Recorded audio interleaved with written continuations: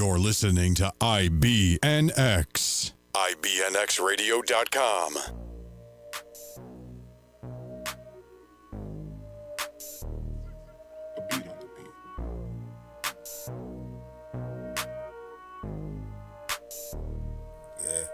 Get me posted in the lab with me, Poison Ivy was the tap it. Also jazzy got it, I forgot, but there's no filter Friday. And this to the show, you never know what you gon' hear next. But they don't need gimmicks, cause crazy intros are finesse. When politics and fashion, the gossip that I had get laughing, whatever tickles your fancy. It's radio with the passion every Friday from 8 to 10. Never know who may come in, like what they doing here. You can act missing link and say something, I'm gone.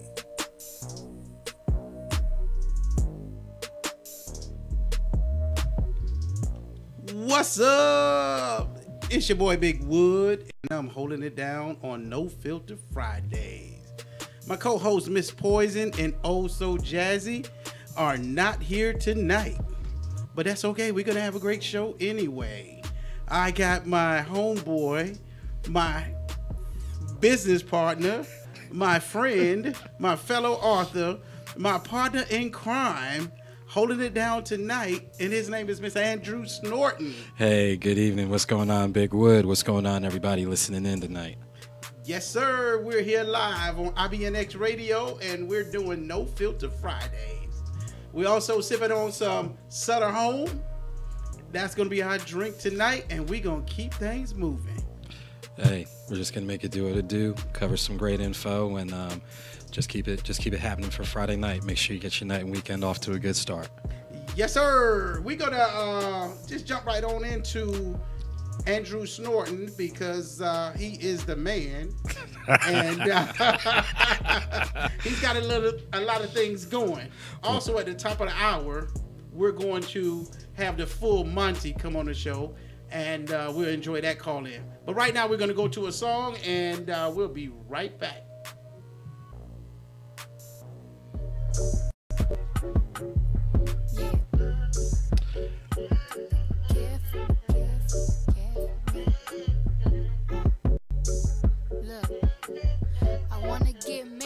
Like the Curry, Steph and Aisha shit, but we more like Belly, Tommy and Keisha shit. Gave you TLC, you wanna creep and shit. Poured out my whole heart to a piece of shit. Man, I thought you would've learned your lesson. Bout liking pictures, not returning texts. I guess it's fine, man, I get the message. You still stutter after certain questions. You keep in contact with certain exes. Do you though? Trust me, nigga, it's cool though. Said that you was working, but you out here chasing culo and putas, chilling poolside, living two lives. I could've did what you did to me, to you a few times, but if I did decide to slide, find a nigga, fuck him, suck his dick. You would've been pissed, but that's not my MO. I'm not that type of bitch, and karma for you is gonna be who you end up with. Don't make me sick, nigga. I adore. I gave you everything, was mine is yours. I want you to live your life, of course, but I hope you get what you dying for. Be careful with me. Do you know what you're doing? Whose feelings that you hurting and bruising? You gon' gain the whole world, but is it worth the girl that you losing? Be careful with me. Yeah, it's not a threat, it's a warning. Be careful with me. Yeah, my heart is like a package with a fragile label on it. Be careful with me. Care for me. Always say that you'll be there for me. Oh, you better treat me carefully. Look, I was here before all of this. Guess you acting out now, you got an audience. Tell me where your mind is, drop a pin, what's the coordinates? You might have a fortune, but you lose me, you still gonna be misfortunate, nigga. Tell me, this lust got you this fucked up in the head? You want some random bitch up in your bed? She don't even know your middle name. Watch her, cause she might steal your chain. You don't want someone who love you instead? I guess not though, it's blame disrespect. You nothing like the nigga I met. Talk to me crazy and you quick to forget. You even got me tripping. You got me looking in the mirror different. Thinking I'm flawed because you inconsistent. Between a rock and a hard place, the mud and the dirt. It's gone, hurt me to hate you, but loving you's worse. It all stopped so abrupt, you started switching it up. Teach me to be like you, so I cannot give a fuck. Free to mess with someone else, I wish these feelings come out. Cause you don't care about a thing except your motherfucking self. You make me sick, nigga. I adore. I gave you everything, was mine is yours. I want you to live your life, of course, but I hope you get what you're dying for. Be careful with me. Do you know what you're doing? Whose feelings that you hurting and bruising? You gon' gain the whole world, but is it worth the girl that you losing? Be careful with me. Yeah, it's not a threat, it's a warning. Be careful with me. Yeah, my heart is like a package with a fragile label on it. Be careful with me. Once again, it's your boy Big Wood. We live on IBNX Radio and No Filter Fridays. And I'm here hosting with my co-host, Andrew Snorton. And we actually are live with Miss Poison. She is on the phone. Hey, guys. Hey, what's going on with you? I just had to call and reiterate to Big Wood how much trust we are putting in him to hold it down tonight, because we do not give our show up to anybody. Well, we appreciate that confidence you have in me. Yeah, definitely appreciate it big So time. while I'm at this little Martin Lit as you know what tour, I need you fellas to hold it down, have a good time, don't get too drunk, and make sure you don't use any filters. Oh, we're just gonna tell it like it is, partner. We got you. All right, y'all have a good time. Talk to y'all later. You two enjoy Martin Lawrence concert. Will do. Bye. All All right. right. Call back in later on now. All right. All right. Once again, it's your boy Big Wood sitting in for Miss Poison and Oh So Jazzy on IBNX Radio and No Filter Fridays. And I have a special co-host this evening with Mr. Andrew Snorton, who is one of the program directors for the Lead Foundation. Hey, it's good to be here. Good to be here, and thanks for giving us this first segment to talk a little bit about community, a little bit about what we do through the lens of the nonprofit. So, Lead Foundation, we're based out of Lawrenceville, Georgia. We've been doing programming at least since like the mid 2000s. Fortunate to start working with this gentleman right here many moons ago. Started off many moons ago, if you remember, just doing a co-ed leadership development program, and those very first college tours were on those yellow school buses going down to Clark, Atlanta. But since then, it's the truth, 2 yellow school buses. The bus go round and round. But since the mid-2000s, we have been extremely blessed with our programming. So during the fall, we do our male mentoring program for young men in middle and high school. So that's usually about 2 Saturdays a month from September through December. So in addition to doing hands-on programming, they actually design their own service projects, which is really, really powerful. During the spring semester, this year it was February through April, but usually January through March, February through April with the Alpha Leadership Program. That's our co-ed piece for middle and high school women, and that was another set of hands-on from public speaking, so that way they can come on there like we are and make sure to do more than hold their own. Financial literacy. Then, of course, the big centerpiece with that program is our spring break college tour. And we blessed every year, pretty much almost every year since about the mid-2000s, traveling as far north as Washington, D.C., and as far west as Baton Rouge, Louisiana. So every year is important. Every year is special. We had 15 wonderful young people that traveled with us April 2nd, 3rd, and 4th. We've had as many as about 150. So whether it's 15 or 150, we're going to work with young people, plain and simple. So in the spring, you have this big Alpha Leadership Program. Clearly, the name says that you're a member of Alpha Phi Alpha Fraternity. You know what? That would probably be a good deduction. Yes. I happen to be a member of Alpha Phi Alpha Fraternity Incorporated. In fact, as of April 13th, 1991, celebrating 27 years through the Zayada chapter seated at Wake Forest University. So shout to all my LBs scattered all over in California, South Carolina, North Carolina, Virginia, and Kentucky, doing some good things. 28 years as an Alpha? 27 years, yes, sir. Oh, man. So how has that experience been? And how do you tie that into what you do? Oh, that's a good question. That experience has been more than enriching. When you think about the fact, real briefly the history with 7 young men of color on a predominantly white college campus who came together as a means of survival. And it wasn't because they couldn't handle what was happening in the classroom. It was all the BS outside the classroom. And even though you think upstate New York, look, it was a polarizing time anywhere for men of color.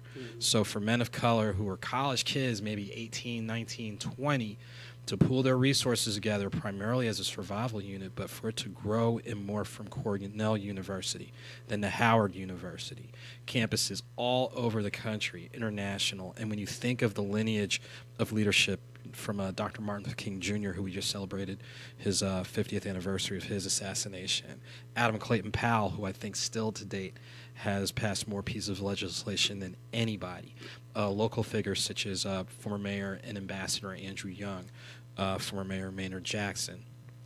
I'll say even within media, the legendary Stuart Scott, who was initiated through our chapter at University of North Carolina, Chapel Hill. Contemporaries, Big Wood out of Tallahassee, Florida. Yeah, we got to give you props. Russell Hobson out of Florida A&M, FAMU, which we'll talk about in a little bit. Marshall Shepard at Florida State University, and the attorney that you see the billboards around town, We Don't Play, Calvin Smith, also out of Florida State University. Chris Bess, who's a principal at Duluth High School at the University of South Carolina, and we can go on and on. Keenan Ivory Wayans, we can go on and on, but Alpha has left its impact across the board, and how's that time with what we do with our nonprofit? Part of our charge is to provide leadership, provide stewardship, outreach, programming, empowerment, access to resources. And through the Alpha Leadership Program that's done through the LEAD Foundation, it's not just looking out for men of color, but it's people of color in general. It's well documented. Even to today, the challenges that are faced by people of color. For women, it's twofold in regards to gender equity, as well as just for some people who still have disconnects with the one's pigmentation. With black men, all you have to say is black men, and it's already well documented, the caricatures and the negative imagery that's out there.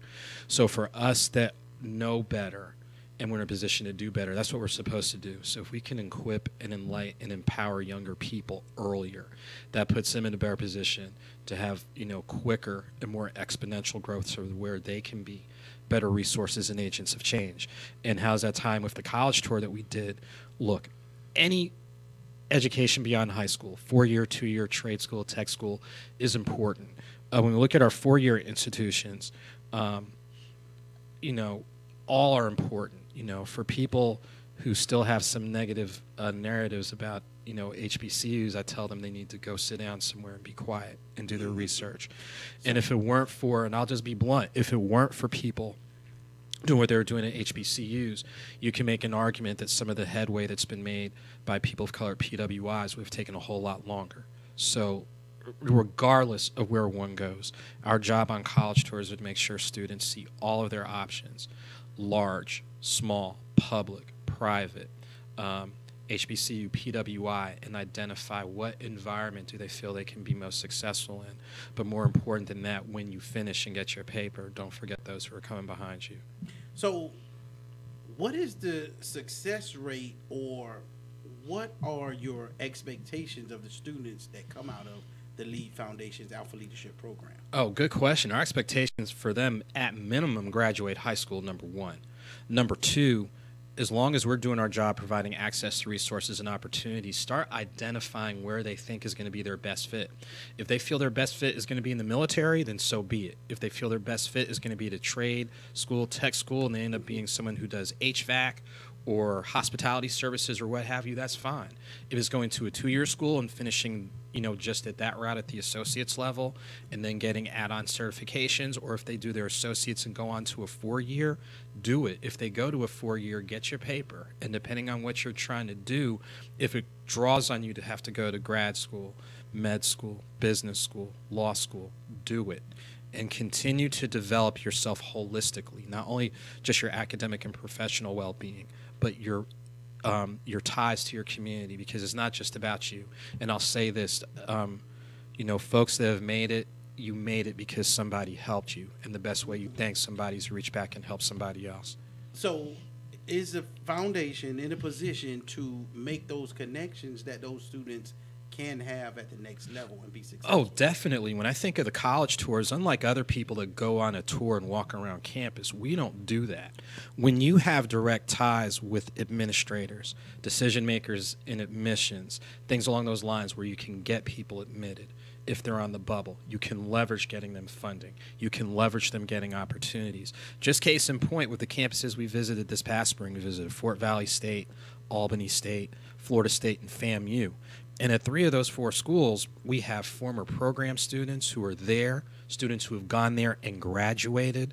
And especially in regards to FAMU, one of the people here, because of their involvement with their alma mater, as a side note, all y'all folks that got your paper from your college or university, do something more than show up for darn homecoming. No, I'm going ahead and calling all y'all out.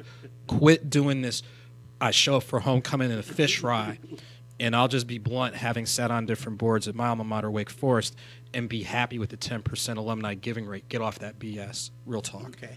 So, But- no. Just in the studio, I want our listeners to understand, just in the studio, that, you know, the lives that we touch are very productive members of society. And just happen to be tonight, we have got two special people engineers Working the board. That working the board that used to be our program students, and now they're running the boards. They're normally on Sunday, but they came here on Friday, and we just happened to meet them.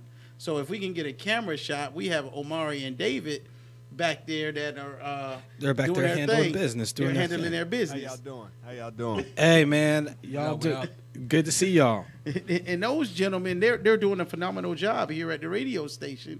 And, you know, those are the type of students that we produce out of the Lead Foundation and the Alpha Leadership Program. Right. So we want to make sure that we acknowledge them because they're doing a great job. Doing a great job. Is water wet? I mean, seriously, is water wet? They're doing a bang-up job.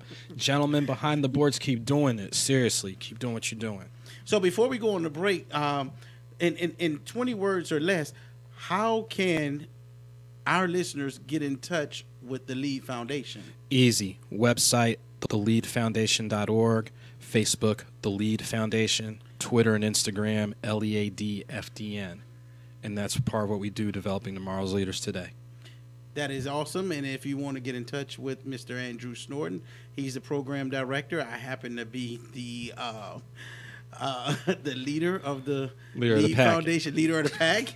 But he's obviously smarter than me. Everybody can tell that. So he's the man, and he's the one that you want to get in touch with. And let's bring in our next music selection.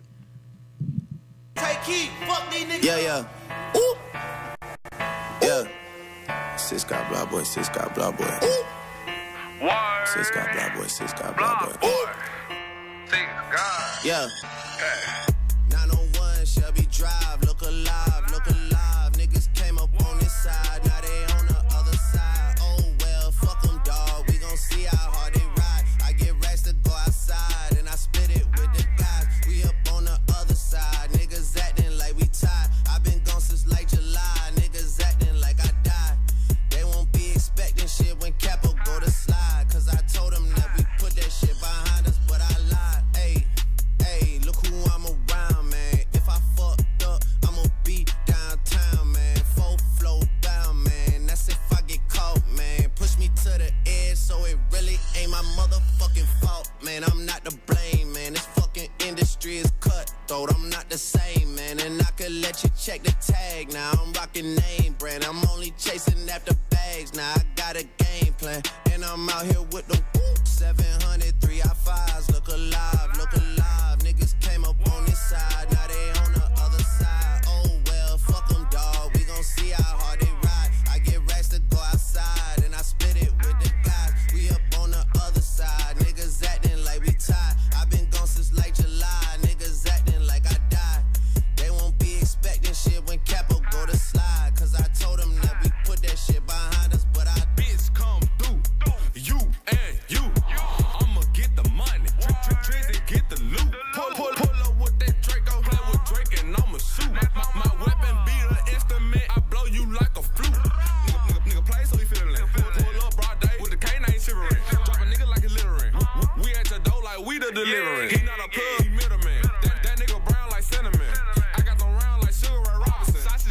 get gas for I'ma spray 'em just like for a breeze. Came a long way from sitting in the nosebleed. Now a nigga on the floor talking to the athlete. Man, I'm so close to the gun that I can steal the stash sheets. It's block. 901 Shelby Drive, look alive, look alive. Niggas came up on this side, now they on the other side. Oh well, fuck them, dawg. We gon' see how hard they ride. I get racks to go outside, and I split it with the guys. We up on the other side, niggas acting like we tied. I been gone since like July, niggas acting like I died. They won't be expecting shit when Capo go to slide, cause I told them that we put that shit behind us, but I lied.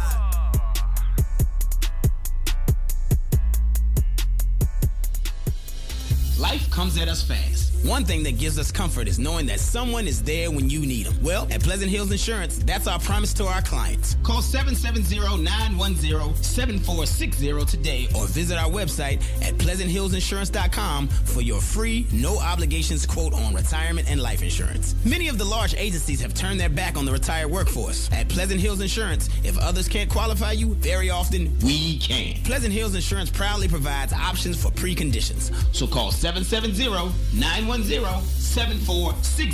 or visit pleasanthillsinsurance.com today for your free, no obligations quote on retirement and life insurance. Pleasant Hills Insurance. We're here when you need us.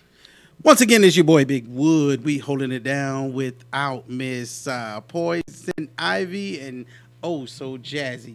We're live on IBNX Radio and No Filter Fridays. I have my man in the studio. Once again, his name is Andrew Snorton. He is the extraordinaire, the people person, the man of the hour, too sweet to be soured, the man's pet, the lady's pet.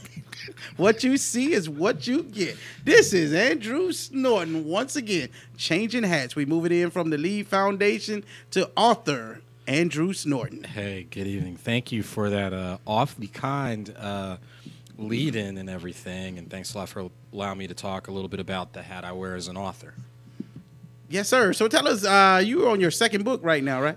Yes. Last year I did my first book, Deeper Than Your Deepest Sleep, Thoughts on Love with Joseph Snorton. That was released around January 2017.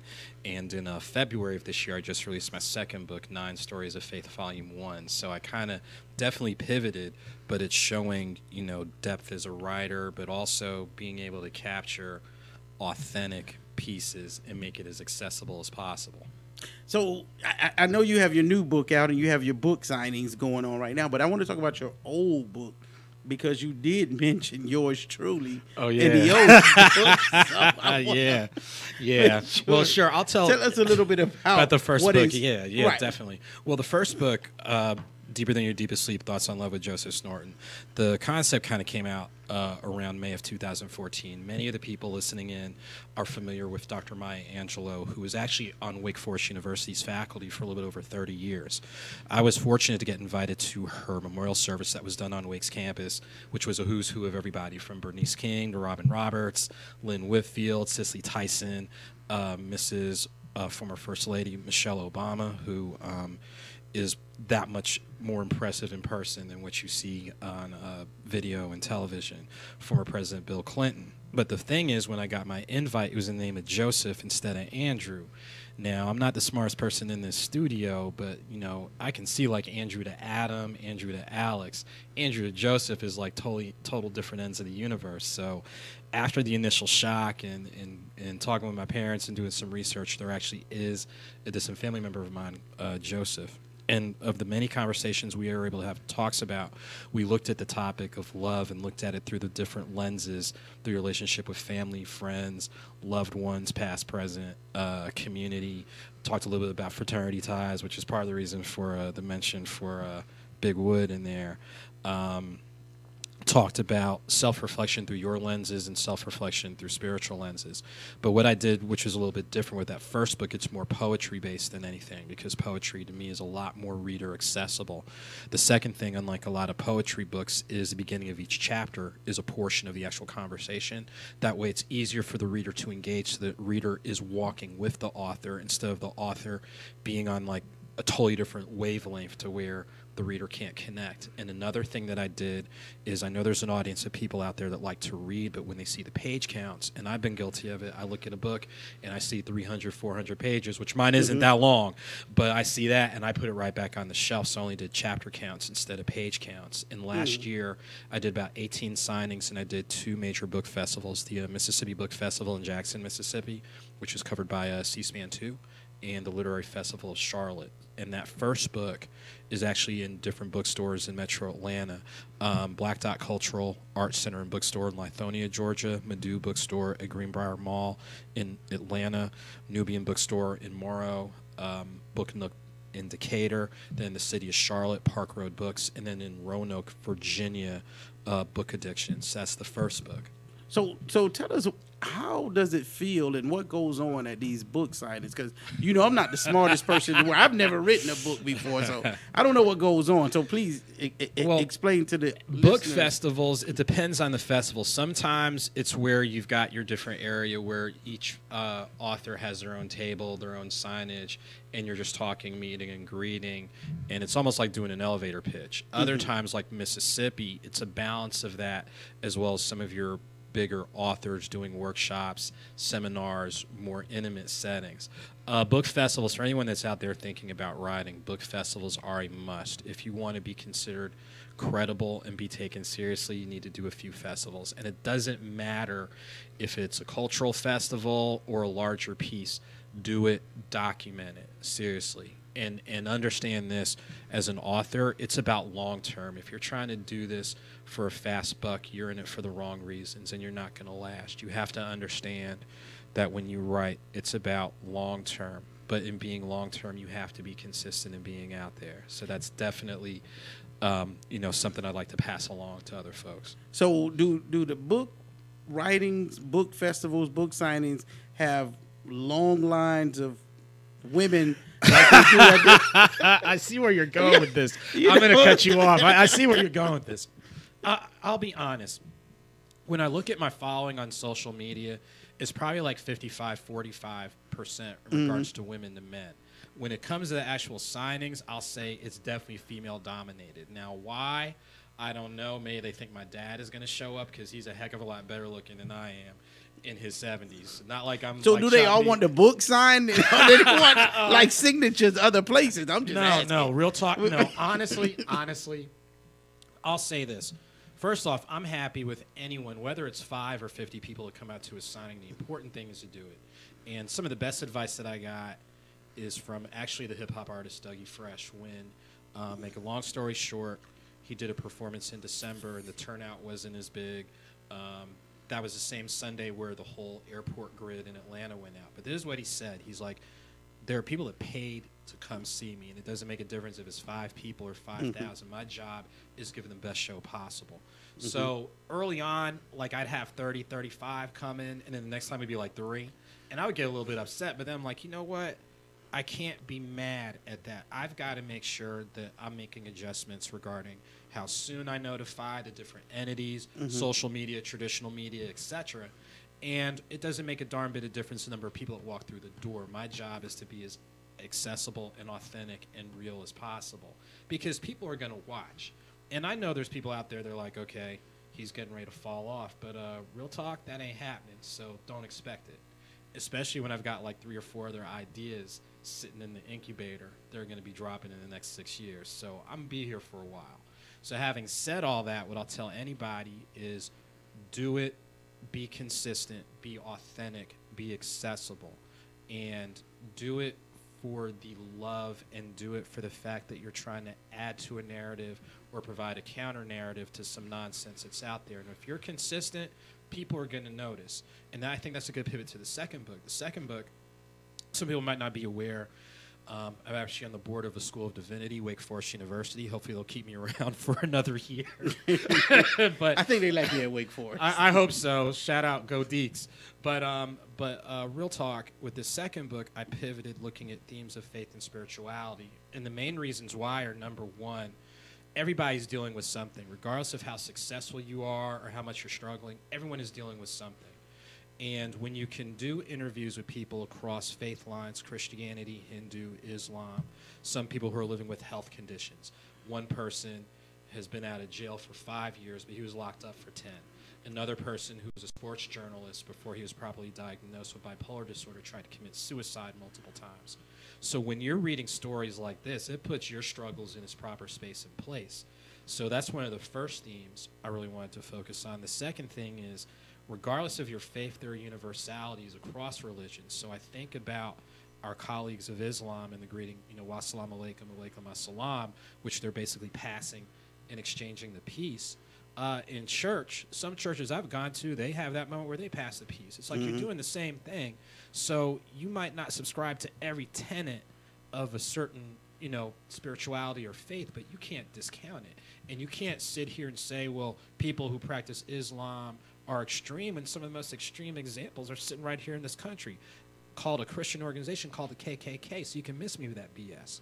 So it's about fostering understanding, fostering dialogue, and understanding, like I said, all of us are dealing with something. And when people are willing to open up and be real and be authentic, you want to give it the time and attention that it deserves, because you never know. Heck, that might encourage me one day. Not just encouraging other readers, but I might be going through something, and maybe I'm not finding that right passage, and I might read that chapter to help me get my mind right. So second book, has definitely been well received. I'm very thankful to my colleagues at Central Carolina Community College, where I was able to do a lecture a couple weeks ago. And yes, I'm shipping you the rest of their order. They ordered 50 copies from me. That's a blessing. Right. I'm already booked for more book festivals this year than I was last year, and I still have a few more that I've got to put my money down for. But I'm real excited, real blessed. I know tomorrow, April 14th, from 2 to 4 p.m., I'll be at a Taste of Paradise restaurant and event hall in Lilburn. So shouts out to the McIntyre family, as I'll be there tomorrow from 2 to 4. And just for the rest of this month, for April 21st, I'll be in Nashville, Tennessee for the African American Authors Festival. And then April 27th, I'll be back in Lilburn at the main park in downtown Lilburn for the kickoff for Relay for Life Gwinnett, which is also hosted by the Gwinnett County chapter of Delta Sigma Theta. So shouts out to the ladies at DST, Gwinnett County, and everything. So those are just the next 3 that I'm doing, and I'm already booking for May, June, July, August. So I've got pieces coming up in Birmingham, Alabama, going back to Jersey in June, working on some stuff for the DMV and a few others. So this second one has definitely, I've learned a lot from the first one, and just continuing to keep chipping away and making it happen. Okay, so let's go ahead and give our listeners the information for tomorrow, because Sure. you say you're going to be in Lilburn tomorrow. Right. Tomorrow I'll be at a Taste of Paradise restaurant and event hall in Lilburn, Georgia. 4805? 4805 Lawrenceville Lawrenceville Highway, Highway. Suite 300 in Lilburn, Georgia from 2 to 4 p.m. That'll be my next book signing. And just to keep track of what I'm doing book-wise on Facebook, make sure to add the page Author Andrew Snorton, and then Instagram and Twitter, Author A. Snorton. Those are the best ways to keep track of upcoming signings, festivals, events. Even tonight when I got the call, I was like, oh, I'm going to be on No Filter Fridays. I had to blast that on all my stuff too. Hey, no, you do that. When people are kind enough to open their platform, you reciprocate, plain and simple. Well, we're glad to have you on No Filter Fridays, because I know it was a last-minute opportunity, but you're here, and that's what makes it that much more special. I know you're my homeboy. I can count on you, and you can help bail me out whenever I can. Hey, man. Jam. But no, but I appreciate it. And so definitely for those that are in the area, definitely come in tomorrow from 2 to 4. Taste of Paradise Restaurant and Event Hall, 4805 Lawrenceville Highway, Suite 300. Yes, I'll have copies available for on-site purchase, and both books are actually available on Amazon as well. So if you go on Amazon, type in Andrew Snorton, both book titles pop up, and go ahead and go on Amazon Prime. 2 days later, you're already in there. Okay, so before we close out this segment, let me ask you this $1 million question. What made you decide to become an author? I mean, because you're a man of many talents. Man. So, author, I know you're an excellent writer, you're an excellent speaker, but personally, I want to ask you, what made you decide to want to become an author? That's a good question. Part of it was from like 2010 to 2016, I used to write for the online magazine Examiner.com. Did about like 500 articles for them, covering from community, op-eds, a couple other things. But when they shut down, I definitely, had definitely built back up the habit of writing. And I knew that writing a book was something that was on my mind. I have to give credit to a book that I read, Follow the Fire, written by celebrity host Tyra Satai. So she's listening in. What's up? Hope to see you tomorrow. And part of her book was focusing on finding your purpose. And it just triggered, like, I'm doing all this writing for magazines and a couple other things. I need to do it for myself. So that was the first book that really planted the seed. And I reached out to our frat brother, Darius Gordine, who's based out of South Carolina, initiated through a Beta chapter. Yeah, blame Beta. Blame Beta. Blame Beta, Howard University. And then during the summer of 2006, I actually started writing my first book, which was a collection of social essays. But what happened is when my laptop crashed, I was not smart and did not back it up, and I lost that manuscript.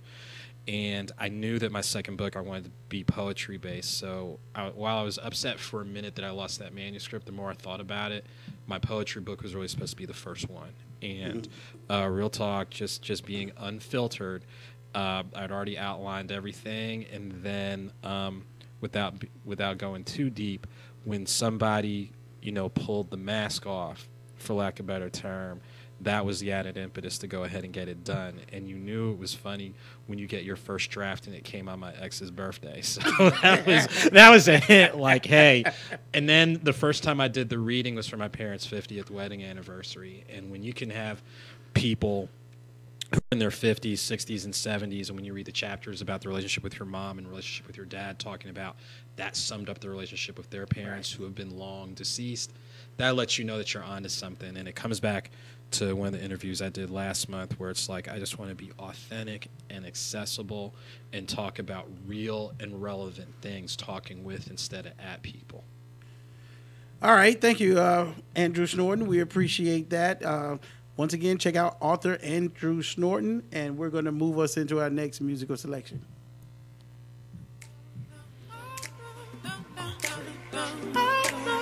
Shout out to Marvin Gaye. Then they love you again. Hate you when they love you, then they hate you again. Lord.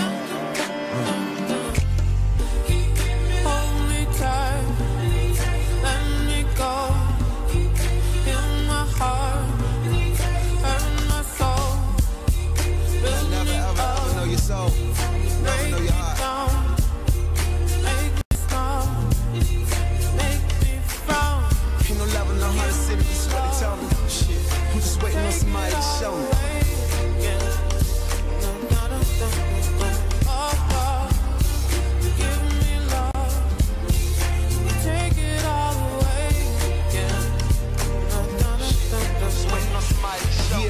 No love in the heart of the city, that's what they told me. Beef with over 100 niggas, don't none of them know me.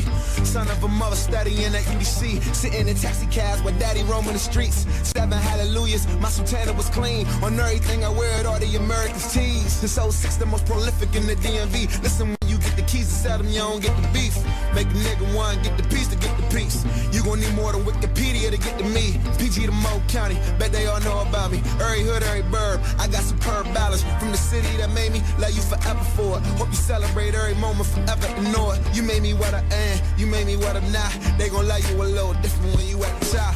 Work, give me love, baby. Not enough, just a touch, baby. What the fuck, baby? It's just us, baby. This ain't right, this is life, this is love, baby. What's up? Give me love, baby. Not enough, just a touch, baby. Fuck, baby. It's just us, baby. This ain't right, this is life, this is love, everything. And the nigga, love. Hold me tight. Let me go. In my heart, hurt my soul. Build me up, break me down, make me smile, make me frown. Give me love, take it all away. Yeah, my affinity grows. flows. As the city gets cold, as you reach your goals, you gon' meet you some foes. Having dinner with Leona since I'm dreaming to own. But for now, me and my homies see the bottom float. I'm trying to redefine the culture, renovate the soul. Women in town, but I'm manifesting every goal. I see potential in John, talk to him once a week. Media targets in our city and his week. I lost a lot of friends, and they ain't even dead. When I was on my way up, why you ain't see the stairs? Lord Father, if I opted to follow them, my heart would tear for my dreams, let me know that you here. And it's weird when I'm anywhere with too many heads. Niggas jealous and never tell it until they stare. How could you blame us, envy? We do the same thing for a living, know the same niggas, but they all commend me. Champagne, I'ma spill it till we all fill up. Maybe it stopped me from giving a fuck about opinions. And probably not, but I'm temporarily out of physics. And tell the postally propaganda to politicians.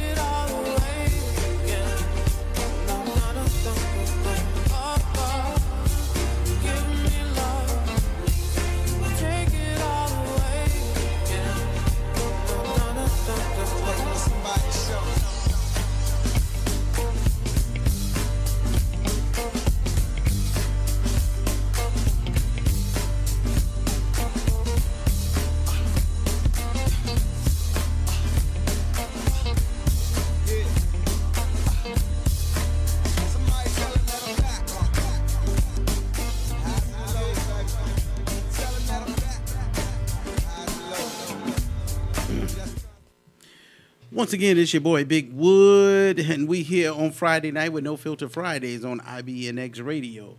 I'm filling in for the Miss Poison Ivy and Oh So Jazzy, who are both out tonight. And I got a co-host on that's very special to me, and his name's Andrew Snorton. I get to sit in the back seat and handle business with Andrew.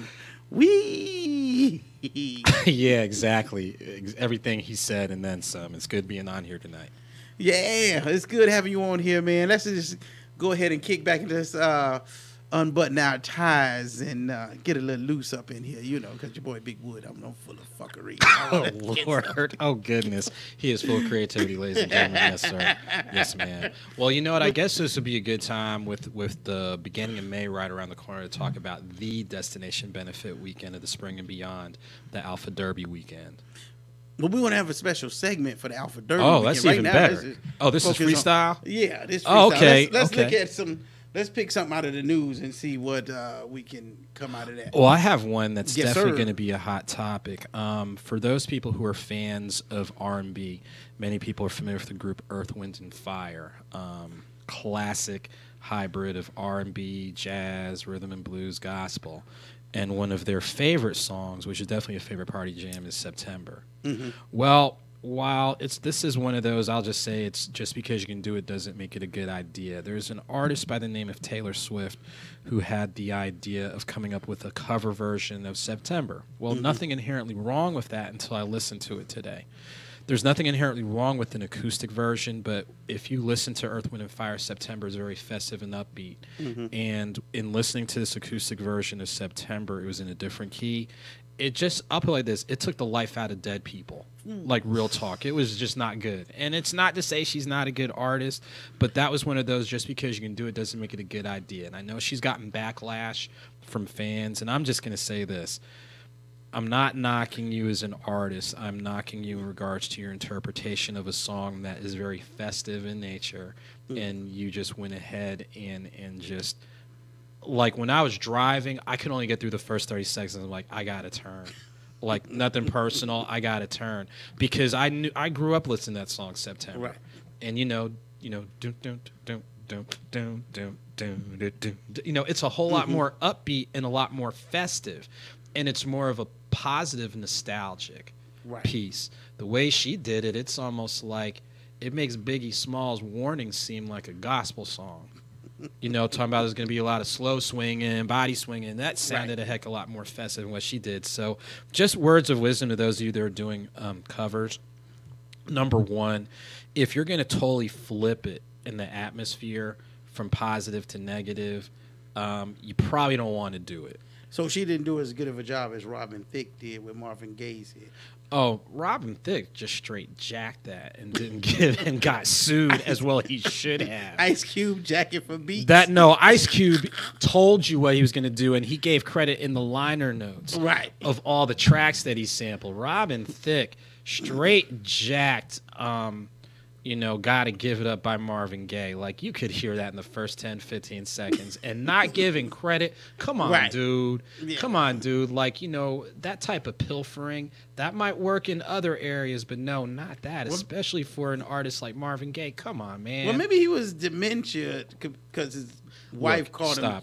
Stop. Fucking around. Stop. I don't. I'm Stop. trying to, I understand you're trying to. I know you're trying to do something. Look, some things you can't clean up. Like if someone drops mud on the carpet, you can't say it was chocolate icing. It was some darn mud.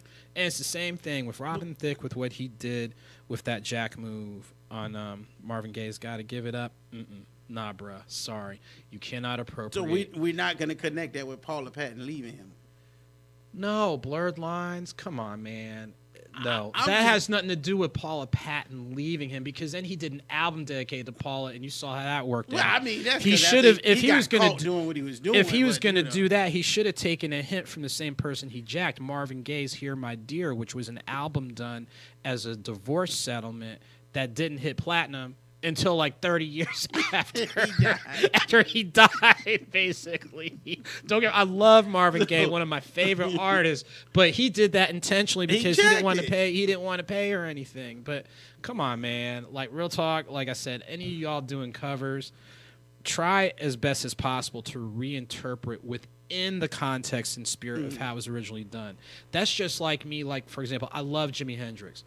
All on the Watchtower, if you hear it, the guitar, dun, dun, dun, dun, dun, dun, it's like driving. Right. If I did all along the Watchtower, then it'd be boring. Man, you better throw some tomatoes at me, like for real.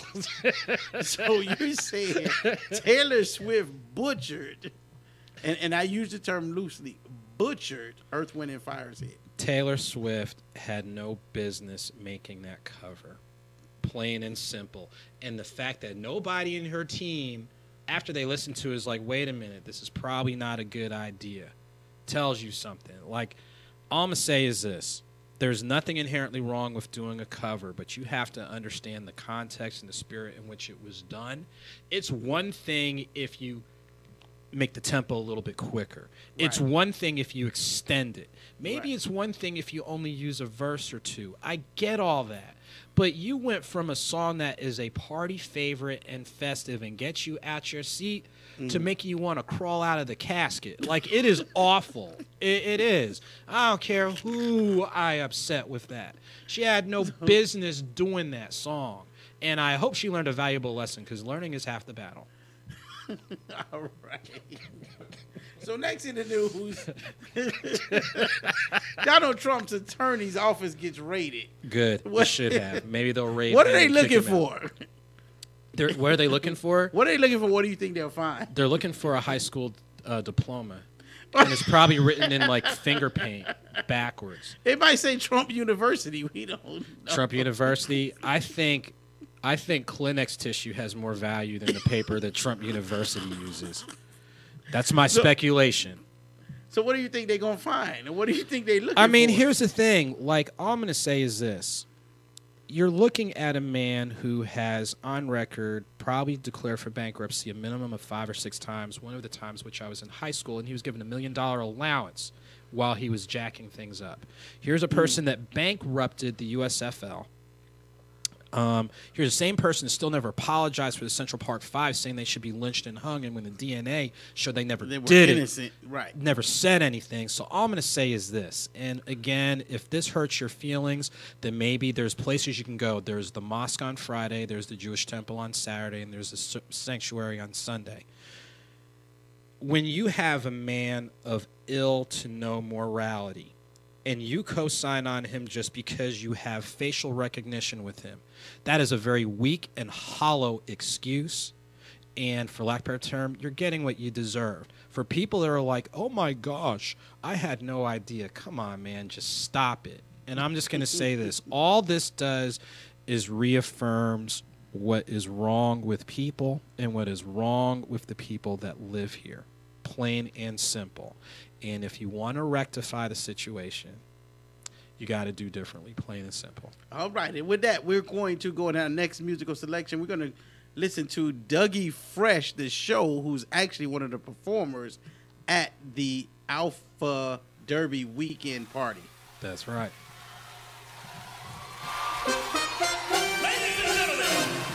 Okay, we're going to get into the Derby later. So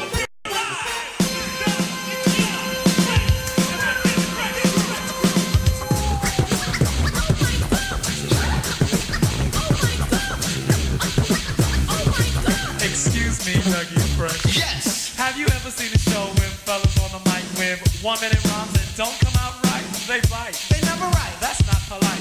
Am I lying? No, you're quite right. Well, tonight, on the Stirring Mic, you're about to hear. We swear, the best star rappers of the year. So, cheerio, yell, scream bravo.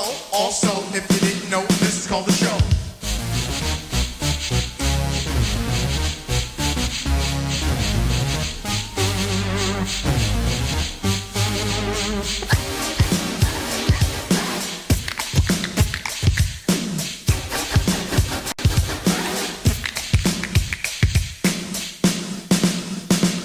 Hey, yo, Doug. What? Put your ballies on. Yo, Rick, I was about to, but I need a shoe home. Why? Because the shoes always hurt my thumb. 6 minutes, 6 minutes, 6 minutes, Dougie Fresh, you're on.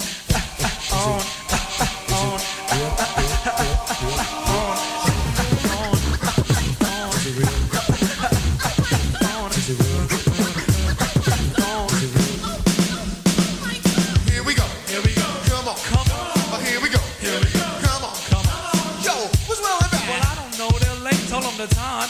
Oh, I forgot the day. Man, you did it again. Oh, no. Here we go. Come on. Here we go. Come on. Here we go. No, we didn't. What? No, we didn't. What? No, we didn't. Well, don't get us wrong. Excuse me, Dougie. Excuse me, Dougie. Excuse me, Dougie Fresh, you're on. On.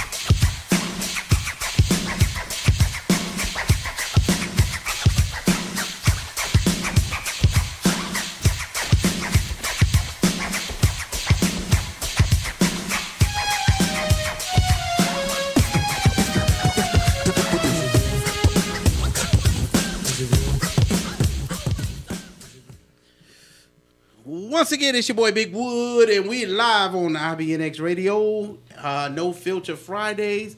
I'm here by myself in the showroom with Andrew Snorton. We're filling in because Miss Poison Ivy and Oh So Jazzy are not here today, so I get to sit in the big seat.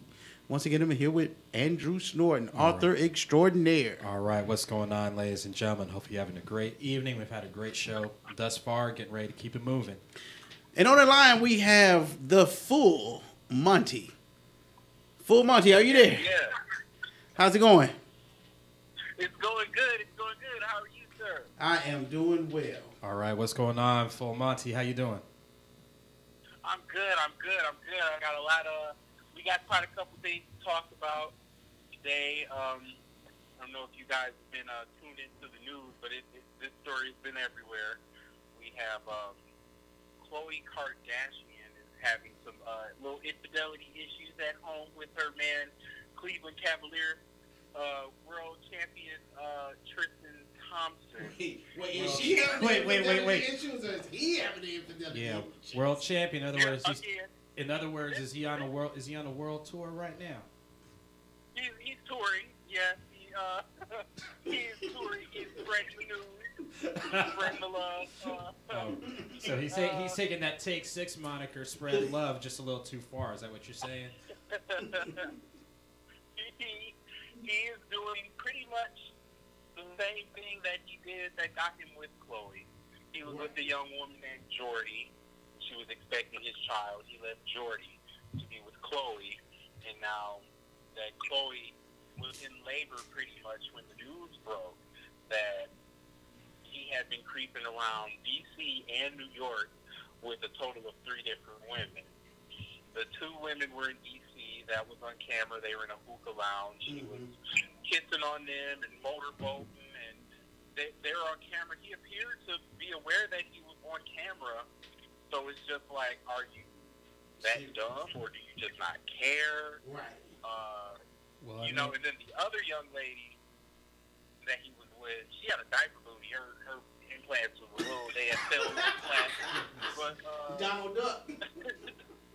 Yeah, they was a little soggy, but, she's still out here. She had posted on her Instagram story footage of him and her going in and out of his hotel room in New York City, and she spent a total of 48 hours with him over the past weekend. Wow. And meanwhile, Chloe was back in Cleveland crowning with their child. So he was allowed in the delivery room. She gave birth to a baby girl. They haven't released the name yet. I'm sure it's something weird, like, but probably name it after something, like Orange or, they just think it's something weird. So, we don't know the name yet, but, on the plus side, they have solidified another 5 seasons of Keeping Up with the Kardashians for this story. So I don't know if this is a gimmick or what. So I have a question for you, Monty. I read one of the headlines that said that all of her family was by her side in her times of need. Is that because of what's going on in the news media, or is it standard practice to show up when somebody's having a baby? I'm confused. They put it under the guise in the media. I was reading up on that too. They said that they flew out for her to, for the birth of the child, because when the story broke of the cheating, 2 of her sisters were on vacation, and they only came back for the birth. So I'm assuming that at least the 2 sisters, Kim and Courtney, were actually there for the birth. Yeah, but I don't know. It's kind of hard to say with that Kris Jenner, their mom. Everything is an opportunity for a check with them. So it's kind of hard to feel bad. She knew what she was getting into. I don't know. Hey, I've got a question for you. Like Tristan Thompson on the basketball court, he's known for being a decent rebounder, but he can't shoot straight. So do you think this adds to his reputation of being a shooter, or what? What does this do regarding his shooting prowess? It's probably going to throw him off even a little bit more, because there's something else that, he has, on his plate now that he has to deal with. He might lose. They were asking, questions like that. How is this going to affect his performance on the court? You have to be kind of skilled to, you have to have a special kind of mindset to be able to separate your private and your public life, where you're such a public figure. So, right, but what I'm saying is this. Personally, I'm thinking it's going to affect him some type of way. What I'm saying is this. I understand when you rebound, you got to use your legs, right? So apparently he's been, kind of overworking his legs. Is he going to be that effective rebounder during the playoffs? Wait a minute. Tiger Woods was swinging it all over the place. He lost his swing. Tiger Woods was swinging it left. Well, he had all those back surgeries. You can't be doing too much. You got to swear some things off. I'm just saying. Come on now. Come on. Look, LeBron goes off social media and doesn't do nothing until the season's over. So, Tristan might be deactivated for the playoffs. He might have a hamstring pull. He's shooting up the club. He might if he's doing all that type of damage, man. How effective is he going to be on those rotations? I'm just asking. The people want to know, darn it. I'm just asking a question for clarity. Messed up his presentation. At this point, I would have Kris Jenner stage me a little media stunt where I accidentally on purpose get injured on court and I have to sit out for the rest of the season just so I can be out of the public eye. Right. You can kind of forget about me, and then I come back next season and the scandal will be old. That's what I would do. Because somebody's bound to have some scandal that'll overshadow that one. Yeah, exactly. Something's going to happen. Right. Hell, Trump might pull a scandal that'll overshadow that. He already did. He got elected. Right. You know, Trump might have another porn star or something. Right. He has two now, so, you know. Right. Because, you know, these stories is like, you know, we hear about them, and then something else happens, and we kind of move on. You're right. You know, Dr. King said we're an 8-day nation. Well, he said 10. It's probably more like a 10-hour nation. But you make a good point. No, he did say it was a 10-day nation because he said that. No, honestly, he said that when JFK got assassinated because people's attention spans. Because think about how many people are talking about was Robert Downey and all the nonsense he was getting into in the late 80s and 90s. Nobody remembers it.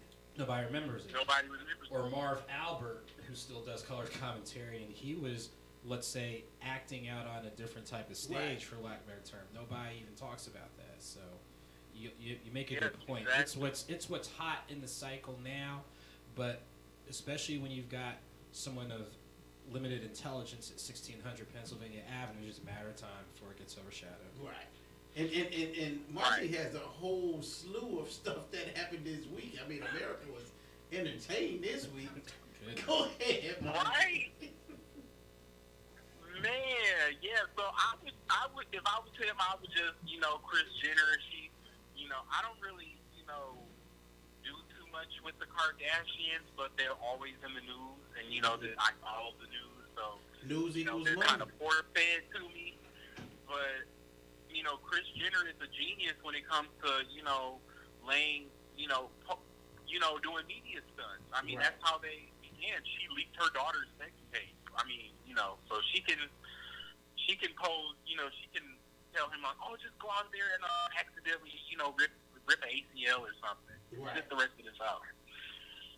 So that's what I would do if I was him. But let's see. In a positive note with Moms to Be, we have Cardi B who announced, who showed us that little bump on Saturday Night Live when she performed Be Careful in her Fashion Nova, even though she made it look like a ball gown. She announced her deal she's got with Fashion Nova. She's just winning all over. She's got a deal with Fashion Nova. She's got a line coming out with them later this year. Her album broke a record for, you know, it went gold in like a couple minutes. What else happened? It's the most streamed album on Apple. Ever. Yeah, she's killing it. Ever. She beat out Taylor Swift and Sharon, Bruno Mars, The Weeknd, all of them. You know, and this is just the little girl that came from the Bronx to the strip club, and she's killing the game. So it's literally like, you know, like there's nothing negative to say about this girl. She's likable. People relate to her. It's just nice to see somebody who is a real relatable person glow up the way she's glowed up and win, and then she's still the same person after the glow up. Right. Yeah, Cardi's killing it. You summed it up right there. She's killing the game. You know, if I had anything negative to say about her, I feel like people who have negative things to say about her look kind of foolish. Because it's like, she's living the American dream. The dream that they told us is like believable, and like, oh, you know, you can grow up and you can be this, and you can be that, you can be anything you want to be. Like, she's doing that. All of us don't get to do that. She's got the whole gambit. She's got the market covered. And I tell you, when that album dropped, I was in Memphis at an Alpha convention, and the bros was downloading it in the middle of the night, blasting it. blasting it in the Oh, room. man. Just waking everybody up. Woody, get up, man. Big Wood, get up. I'm like, man, come on. You know? It's the only thing I've been listening to since it came out. Like, it's just on repeat. It's a whole album. She could literally release anything as a single. Like, anything on there could be her next single. But I think she should drop I Like It, because that's also breaking records. That's the Did we lose him? Yeah, what happened? Are you still there? Did we lose you? Monty?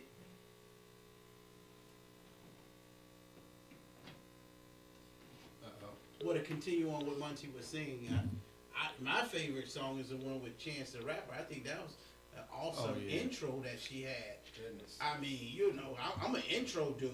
You know, if you don't catch me with the intro, forget your hook. I want that intro. Yeah, the short version is Cardi. We came back to one of the things we talked about earlier. Cardi is authentic and accessible, plain and simple. And you got to tip your hat to her. She's out there, Right. plain and simple. She is. She has it together. All right, so we lost Monty, but we'll get him back in a minute. In the meantime, we're going to keep rolling. Sure. So, next up in the news is what's going on with the book coming out by the fired person from James Comey. Oh, Comey the homie. What do we think we're getting out of that? What are we getting out of that? Here's what you get out of that. Have y'all had a coloring book before? A coloring book? So you think it's gonna be that simple? It's that simple when you're talking about someone who has a track record of very horrible, graphically horrible decisions that are ill-informed, ill-advised, ill-thought of. I mean, there's not much depth and detail analysis that needs to be done. I think the only thing is just understanding the magnitude of how someone with a foolish mind in that position can truly compromise a lot of things. And I'll put it like this. When I have friends of mine on social media commenting that they miss president number 43, now think about that one for a minute. Same president had a shoe thrown at him. And whatnot. So people are like, they miss 43. Wow. That's saying a whole lot, because 43 didn't have the greatest track record. You think about when he was the former owner of the Texas Rangers baseball club and ran him into the ground, lost money. Yeah. Lost money. And if people are missing that dude, you got to be awful. Like, well, there's no getting around it. I mean, their party has to stick together, and they have to look at here. save face and Look at here. latch on to whoever is in the media. Look at here. Just like there's members of my family that I love, but in some instances I'm related to them because I know they're not playing with a full deck. Right. You got to to acknowledge that. Look at here. There's called love from a distance, and maybe the distance that should have been kept was not voting for him in the first place. Ooh, I'm sorry. Did I let that slip? Oh my gosh. Shame on me for speaking to truth. All right. So what we're going to do is now is we're going to take a break for our next musical selection, and we'll be back in a minute at IBNX Radio, No Filter Fridays, with author extraordinaire Andrew Snorton. Lay back, kick it, and enjoy the ride. Lay back, kick it, and enjoy the ride.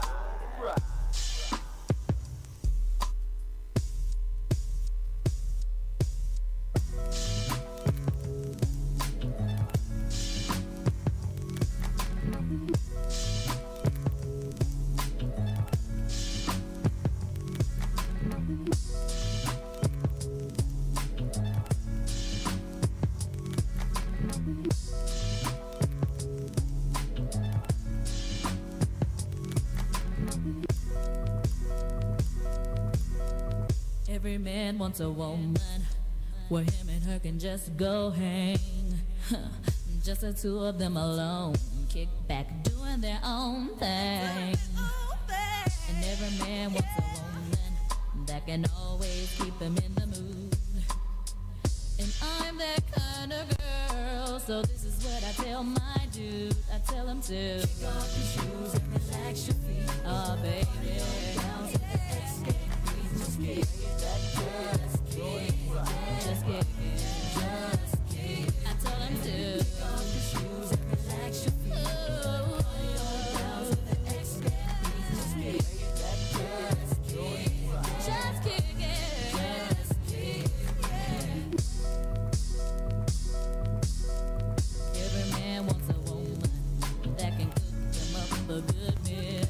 A woman he can treat like his own man. Take her out on the avenue just chill. And every man wants a woman that ain't good for just laying on her back. And I'm the kind of woman. So before me and my blanket in the sack, I'll tell him to kick off your shoes and relax. Kick off your shoes. Down to the escape. Just kick that just kick. Kick off your shoes and relax your feet. Party on down to the escape beat. Just kick that just kick.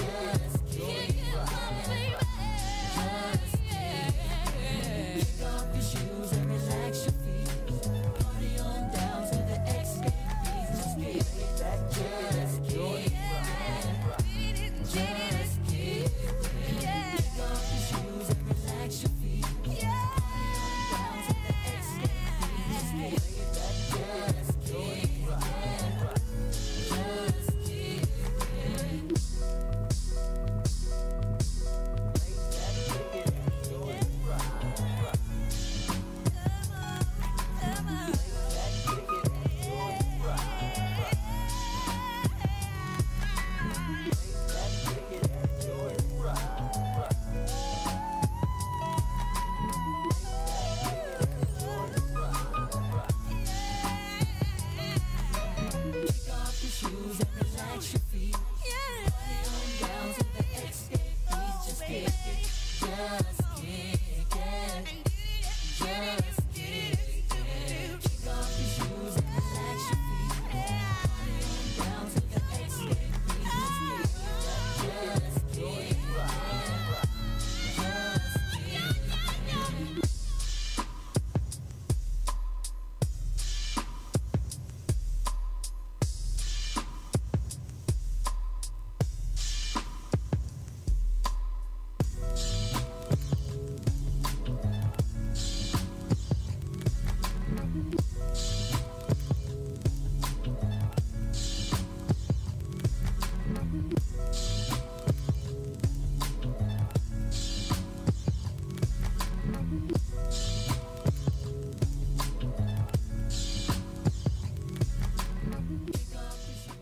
All right, it's your boy Big Wood once again, coming to you live from IBNXradio.com, and we're live on No Filter Fridays.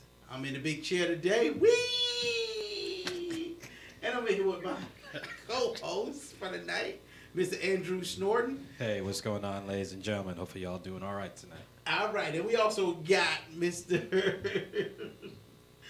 Full Monty is back online. Monty, are you there? Yes. All right. All right, good to see you, Monty. Good. Same here. All right, so we were discussing on what was going on. You was closing out with the Kardashian situation, and you were going to lead us into your next segment. Yes. Let's see, what else do we have? We have new music from Nicki Minaj. She released 2 songs this week on Thursday, yesterday. One was Barbie Teens and one was Chun-Li. Now, Nicki has been facing a little backlash alone at the beginning of the week because she posted the album artwork for Chun-Li, and a lot of people were posting side-by-side memes of her and Lil Kim, because Lil Kim had on a very similar outfit to what she had on back in the 90s, which further fueled that, you know, Nicki has bitten Lil Kim's style over the years without paying homage, and we know that whole thing. It's like a dead horse being beaten. We've been hearing about that for like the last 10 years. But the songs have gotten, besides from, you know, the fashions or whatever, the songs have gotten mixed reviews. Some people really like them. Some people don't really care for it. To me, in my opinion, it's Nicki Minaj. If you listen to her music, it's her sound. She's giving us, you know, what she normally does. I was kind of excited to hear that for once there was no "These Bitches Are My Son" references in either of these songs, because I was really, really tired of that line. Right. But other than that, I mean, you know, the album seems to be anticipated and everything. I'm just, you know, a lot of people try to pit her and Cardi against each other. I wish they would stop that. It can be more than one female rapper in the game. I don't know why. You know, I feel like the fans are really fueling that more than anything. Monty, can you repeat that last statement one more time? Yeah, I just feel like the fans are really like fueling. They want there to be Cardi B and Nicki Minaj beef, and neither one of them seem interested in that. You know, I think it's a lot of conspiracy theories going around about that, and I don't know. I like female rap in general. You know, it's refreshing. It's fun. It's nice to hear that, you know, ladies also can have bars. I say let everybody live. Let everybody get their money. I don't, you know, a lot of people say Nicki Minaj has an issue with, you know, other, you know, female MCs besides her being in the game.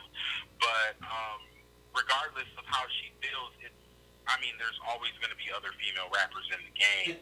So if that's true, then, you know, she has to get over that because, I mean, it's just going to be what it is. And I think what you're saying is very important. I mean, there's enough room in the game for everybody. And you have two beautiful, talented, money-making sisters out there. They're both doing their thing. They both have a huge following.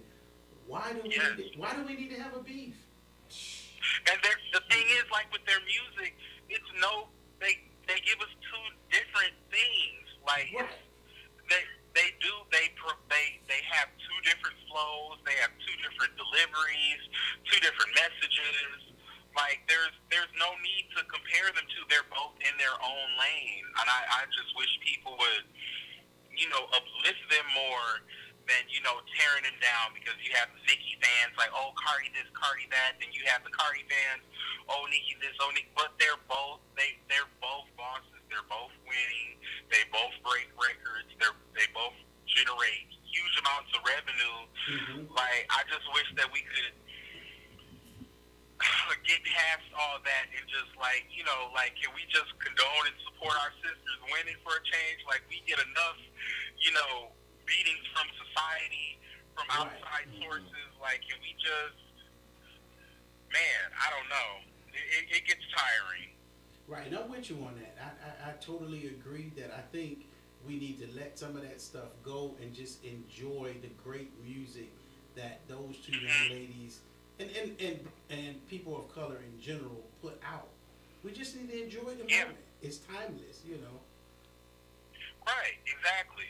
Because it's like, you know, well, dang, this is kind of a bad reference because she do be having beef, but I was going to say, like, who is Taylor Swift, you know, beefing with? You know, like, who do Britney Spears be beefing with? Who's, you know, Adele? Where's her beef? You know, people don't pit Adele against Taylor Swift.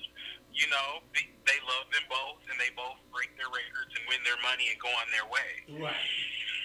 You know, so why do it have to be in our culture? Why do we always have to be problematic and, you know, oh, they're this and they're that, and they, you know, they don't do this for the culture and they don't do that. But it's like, you know, the other artists from other genres don't get that same, you know.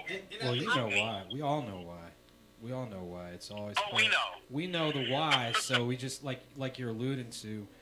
Look, there's enough space in there for everybody. And like you said, everyone, you know, you develop your own style and you do your thing consistently. And there's a space for Nicki. There's a space for Cardi.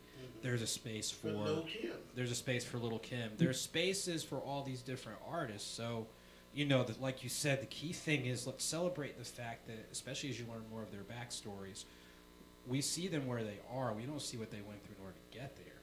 So let's celebrate what they had to work through to get there. And the fact that they're there. You know, whether you like their material or not, that's your own business. But the bigger thing is celebrate the fact they got there, because everyone doesn't get there. Right. Exactly.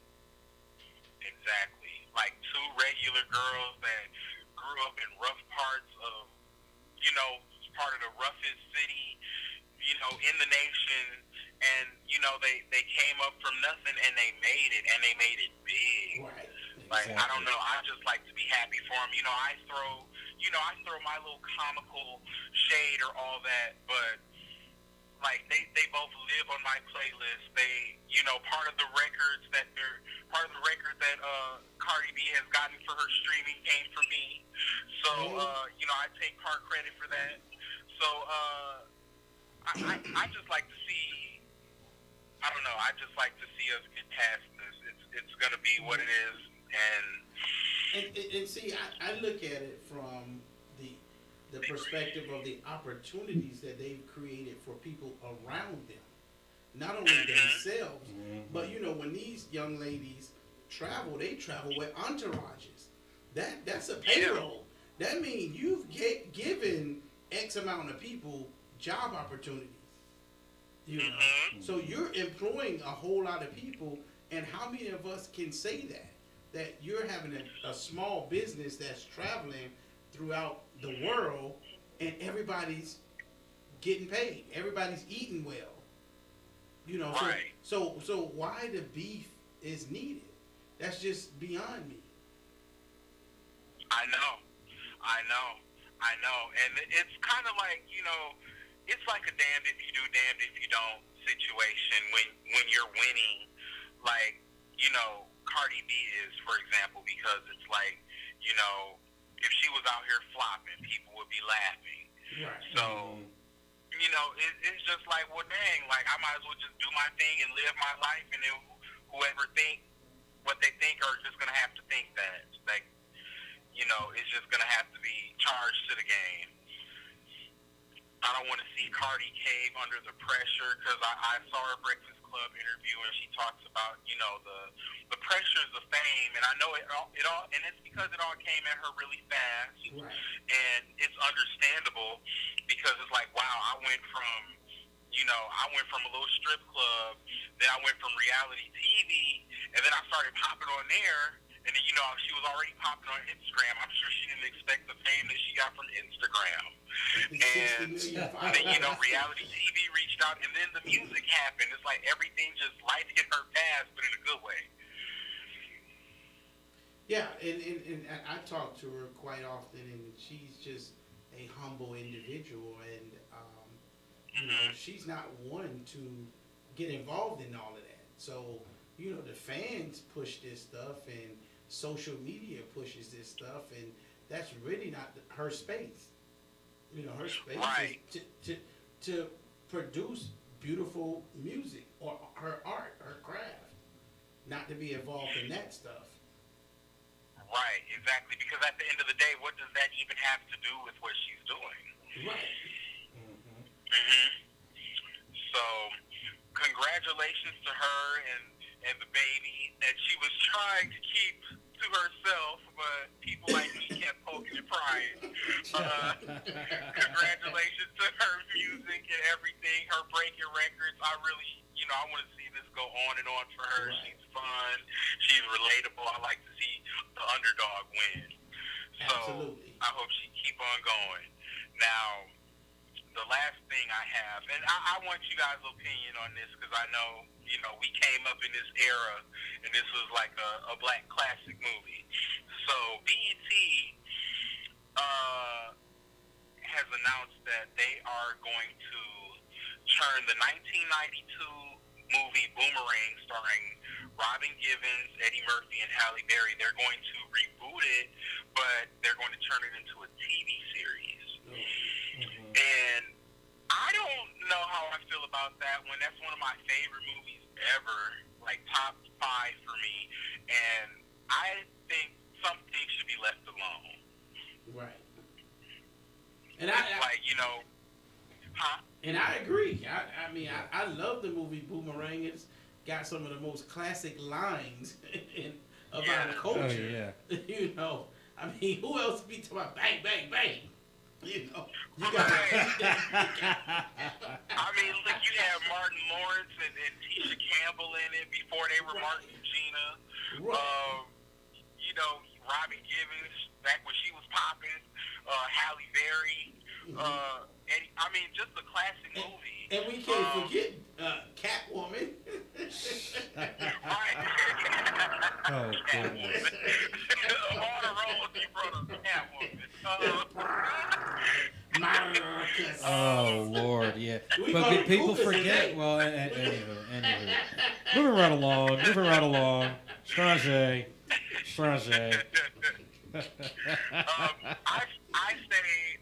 it's a flop.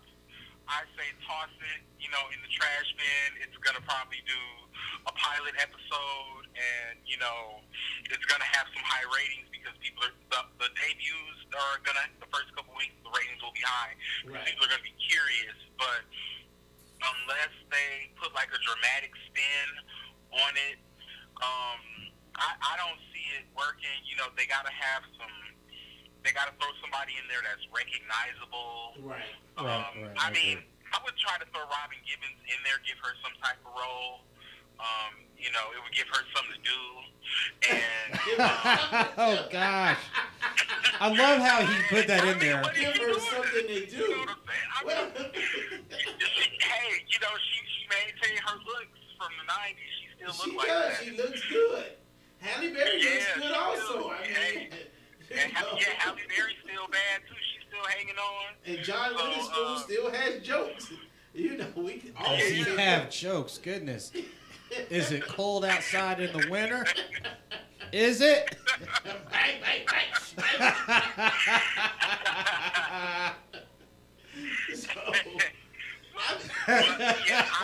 would leave Good Enough alone with that. I wouldn't touch it, but apparently it's already got the green light. They don't know who they're going to cast in it just yet. The original cast members haven't spoken out yet on what they think about this or being a part of it or anything like that. Right. So I'll be curious to hear what they have to say about it. I mean, I'm going to check out the first episode or two out of curiosity because since it's a reboot of one of my favorites, but I don't see it. That's all right. You tell them to cast Big Wood. I'll show them how to make a movie. Oh, goodness. Wait. No, human tornado. Oh, no. Way down in the jungle deep. The signified monkey. No. Stop. Now they're going to make, now what they're going to do, they're going to make a remake of Dolomite. No, leave Rudy Raymore alone. Oh, no. Leave that one alone. I will take a spot on it. I remember growing up, they used to come on TV, and I used to always turn it on. My mom would be like, "Turn it up!" You can't watch that. Goodness, man, that reminds me. Now, I'll be honest. One of my frat brothers, Ilya Wilkerson, before he moved from Greensboro out to L.A., every summer he'd do a big summer cookout, and that's where we do all the movies like Sweetback's Badass Song and The Devil and Petey Wee Straw and Disco Godfather. Yeah, I know. But now I'm wholesome. Yes. Right. See, my family don't let me watch that kind of stuff at home. So I don't watch what That's why you go. That's why you always out all the time. I'm going to my boy's house. Right. I can't even watch TV at my house, man. Man, you couldn't even watch Etch a Sketch at your house. Right.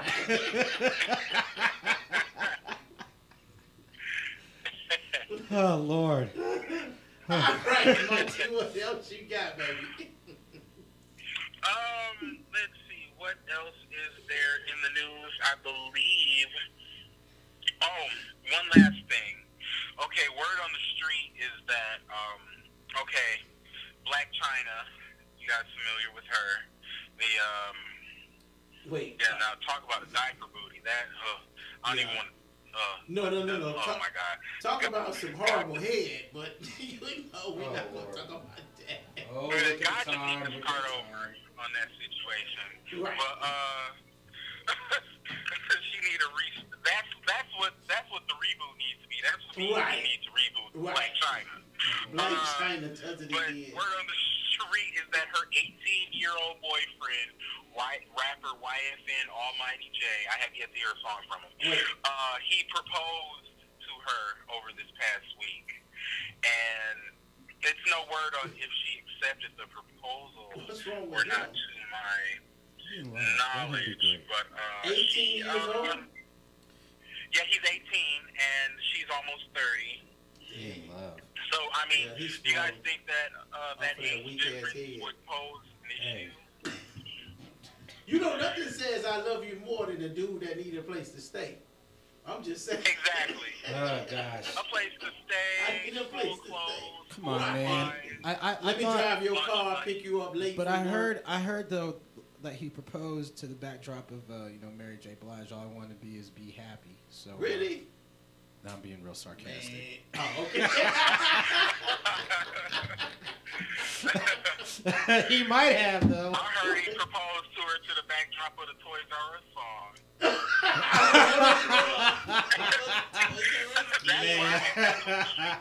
He gonna be out of business like Toys R Us. Oh goodness. No, but no word on if she accepted it or not. I guess she's no dummy because I didn't hear that she said yes, but he did propose. Right. And this comes a little bit right after him and the new rapper Rich the Kid had made a diss about. Well, there was a record and there was a diss towards her on it, and Rich the Kid posted it on his Instagram, and her man is in the background jamming to the diss. Wow. There was a line in there that said, something was weaker than China's head. Wow. And he was we jamming know to it? that footage of her giving that Fisher Price, Fisher Price head. real childish, real elementary, just real inexperienced, just right. Disappointing. Like, this is what people cash out on, but I'm digressing. But right. Yeah. So after that, I guess they still went strong. After that, there was some, she's been out shopping with them since then, and now the proposal. But I mean, who keeps entertaining this girl? Like, she has this horrible track record of relationships in the public eye. Who keeps giving her the time of day? Sims. These guys keeping on wanting to be in relationships with her. I'm like, does she have some sort of a contract with some sort of dating agency? Like, is she like, You know what when it black is? people meet and she got a contract with them or something? Here, I don't got it. understand. I can help How you. does she keep bagging these people and they make money? I can help you on I this. don't get it. There's somebody for everybody. That's all I'm gonna There say. you go. There's somebody for everybody. So even those of you sitting at home that can't spell date, if she can do it, you can too. All right. All right. Very inspirational. We need to move to our next musical selection. And we're going to wrap it up with the full Monty. Monty, you got any contact information you want to leave with our listeners? Yes, guys. Everybody can find me on Facebook at The Full Monty, and Monty is spelled M-O-N-T-E-A. And you can also find me on Instagram under the same name. And thefullmonty.com will be up and running this summer. So you'll also be able to find me there and follow more of my foolishness on a larger scale. We like foolishness. I call it fuckery, but that's yeah, there you go. Foolishness and fuckery. Absolutely. So we appreciate having you on the show. Hey, man. And Keep we doing. look forward to having you again, bro. Yeah, keep making it happen. For real. Keep making it happen. Okay, thank you guys. Thanks for having me. All right, you're welcome. Hey, no problem. All right, take care. All right.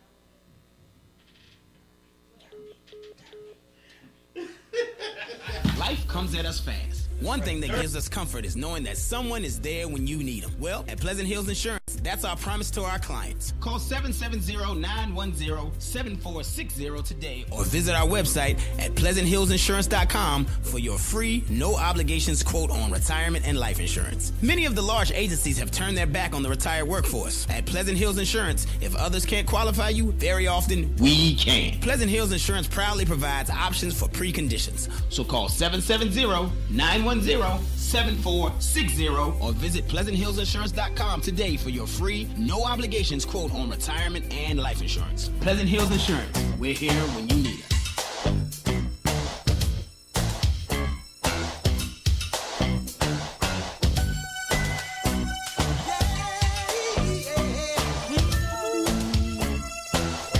It's like candy. I can feel it when you walk, even when you talk. It takes over me. Yes, I'm dandy. I wanna know, can you feel it too?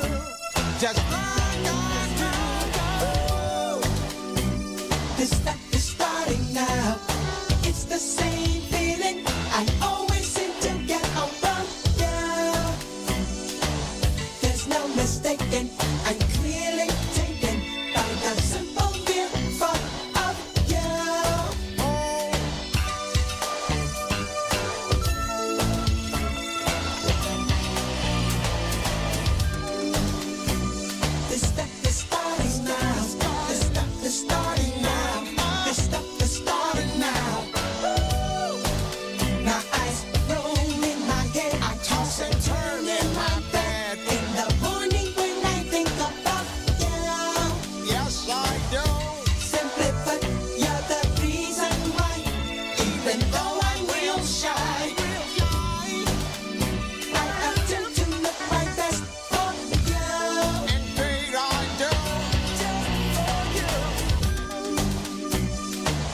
Cause you affect me, fascinate me. I thank heaven for the things that feels like candy. So sweet, sweet,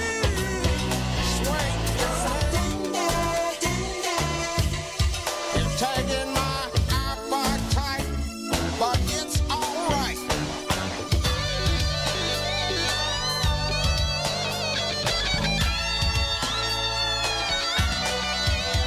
It's like candy.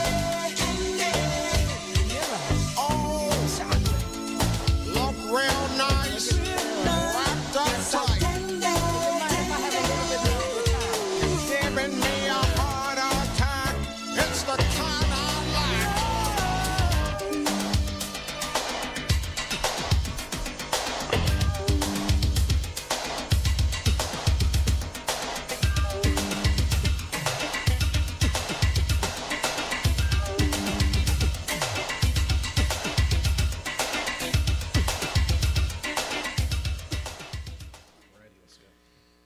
All right, it's your boy Big Wood, and we're live on IBNX Radio, No Filter Fridays. I'm sitting in the big seat, and I'm missing my co-host, Oh So Jazzy and Miss Poison Ivy. But that's okay. I have my homeboy, my frat, and my partner extraordinaire, Andrew Snorton, here filling in. Hey, good evening once again, everybody. Hopefully you're having fun. We're having a great time tonight. And I think it's good for us to close out on that high note for the big event that comes May 4th, 5th, and 6th this year, the Alpha Derby weekend hosted by the Alphas of Atlanta, which is the collective of the 8 graduate chapters based out of Duluth, Georgia, Loganville, Conyers, Decatur, City of Atlanta, East Point College Park, Riverdale, Henry County, and Cobb County / Marietta. So, out of the many hats you wear, Andrew, you know, I call him Drew Dini because he's just like a magician. But Drew Dini, this is one of the hats that you wear that is oh so important because it provides funding for all those chapters that you mentioned who deal with kids in our metropolitan area of Atlanta. Yes, sir. So what is your official title for the Alpha Derby weekend? For the Alpha Derby weekend, I handle all of our press and media. So as a side note, anyone that says otherwise, they need to stop, plain and simple. So you are the man to get in contact with information that we Yes, need sir. I for handle the Alpha. Okay. I handle the press and media for the Alpha Derby weekend, and just like you said, since we started this event back in 2015, we support 8 nonprofits throughout the Metro Atlanta area, and to date, we've donated over $120,000. And to give you a little bit of the backstory on Alphas of Atlanta, you know, shouts have to be given out to Calvin Whitaker, who was initiated through our chapter at Georgia Tech, as well as Carlos Neal, who was initiated through our chapter at Southern Polytech, because the idea was to try to get, you know, foster better communication, better supplemental support for all of our grad chapters. The beginning of this decade, through the efforts of Marshall Taggart, and now through our co-chairs Robert Cunningham and Michael Jones, we still provide supplemental support for all 8 grad chapters through the lenses of programming, reclaiming and getting brothers partnered with chapters in their area, and the signature event that we do is the Alpha Derby weekend, which is our Kentucky Derby themed event. And to put it in perspective, back in 2015, we drew about 900 people, and it was a 2-day event. 2016, it was still a 2-day event, and it drew 1,500 people. Last year was the first year we did it as a 3-day event, and we drew 2,600, and we're hopeful to go well over 3,000 for this year. And to let you know how big a deal it is when a third of your guests come from out of state, meaning cities like Birmingham, Chicago, Charlotte, Dallas, Nashville, Memphis, Houston. We had people last year who came from Oklahoma, Iowa, people coming from outside the U.S., D.C., New York, and then people coming from different parts of Georgia, Macon, Columbus, Savannah. This isn't child's play, ladies and gentlemen. We do something that is of significance and relevance for an entire metro area, not just a little parcel of land or a parcel of the block. We're doing something to try to effectuate change throughout the metro area. And to date, over 120 grand has gone back into 8 nonprofits. When you think about what we talked about earlier today, mentoring programs, college tours, scholarships, that's the reason why we're doing it. It's not for look at us or individual achievement or that nonsense. It's about effectuating change and doing something in a classy, accessible manner. So you all have partnerships, and obviously you're the person that reaches out to those people to gain partnerships. My company, I know, has been a supporter from day one. We thank you. Woodward Property Group, we do property management and home improvement. So we build luxury bathrooms and kitchens specifically right now.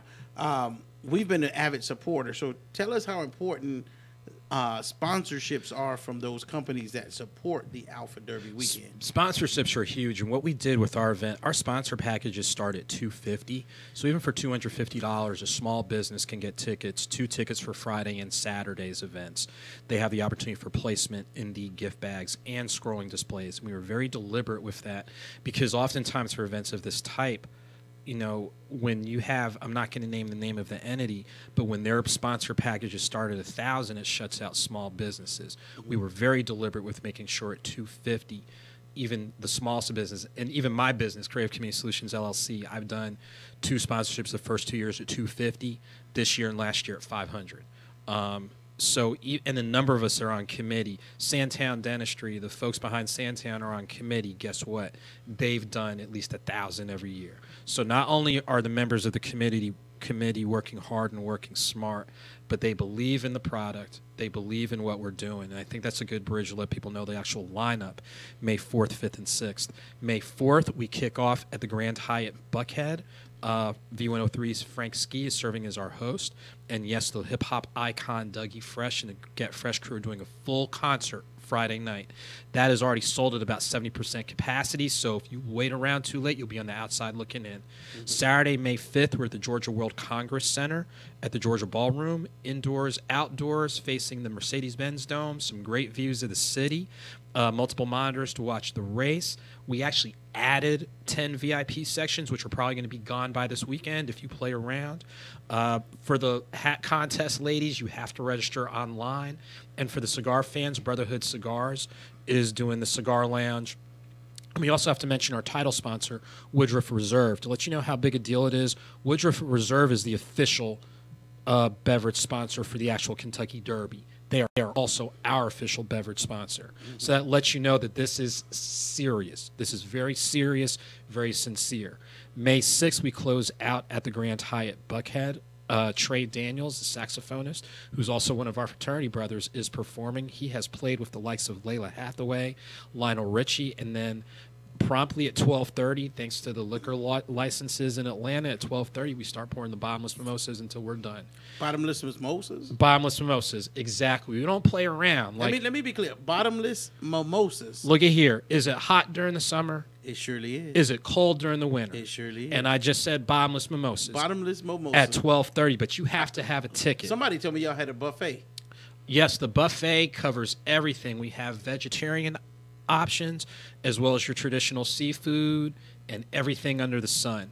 And for those of you that are still out there on the fence, you need to hustle up because, like I said, at minimum, we're already at 70 to 80% capacity. And tickets will be gone within the next week and a half if you play around. That is awesome. So we're looking at Alpha Derby weekend, and it is the first weekend in May. Again, give us some closeout contact information so we can go ahead and close out. Surely. May 4th through 6th is when the 4th annual Alpha Derby weekend takes place. You need to make sure to visit the website of alphaderbyweekend.com. If you click on the menu for tickets, you can still get weekend as well as individual options. Also, when you click on there, you can go ahead and do your business sponsorships, and business sponsorships start at $250. A couple other real quick side notes before we close out. Make sure, just be there. Bottom line is join us in the winner's circle, but you need to be there, plain and simple. Thank you. All right, Andrew Snorden, we appreciate you for being on tonight. Thank you. You all have a good night. Have a great weekend. All right. Be good.